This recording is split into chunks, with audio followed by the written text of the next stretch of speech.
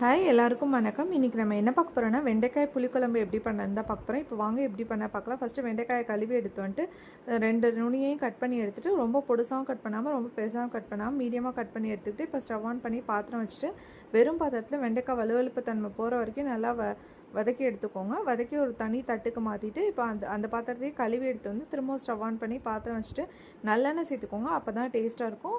இப்போ அந்த கடுகு உளுத்தம் பருப்பு வெந்தயம் கொஞ்சோண்டு சேர்த்துக்கோங்க. சேர்த்துட்டு வெடிச்சதுக்கப்புறம் பச்சை மிளகாய் கருவேப்பிலை சேர்த்துட்டு வெங்காயம் சேர்த்துட்டு வெங்காயம் வதங்கினதுக்கப்புறம் இஞ்சி பூண்டு பேஸ்ட் சேர்த்து 2 நிமிஷம் கழித்து தக்காளி போட்டு தக்காளி நல்லா வதங்கினதுக்கப்புறம் நம்ம வதக்கி வச்ச வெண்டைக்காயை சேர்த்துக்கலாம்.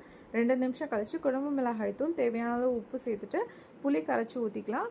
அதுக்கப்புறம் வந்து அது ஒரு கொதி வரத்துக்குள்ளே தேங்காய், கசகசா, மிளகு, ஒரே ஒரு ஸ்பூன் வந்து பொட்டுக்கடலை இது எல்லாத்தையும் மிக்ஸி ஜாரில் நல்லா நைஸாக அரைச்சி வந்து சேர்த்துட்டு அது ஒரு கொதி வரட்டும். கொதி வந்ததுக்கப்புறம் ஸ்டவ் ஆஃப் பண்ணி கொத்தமல்லி தழை தூணா நம்மளோட வெண்டைக்காய் புளிக்குழம்பு சூப்பராக ரெடி ஆயிடுச்சு. இதை நீங்களும் வீட்டில் ட்ரை பண்ணி பார்த்துட்டு எப்படி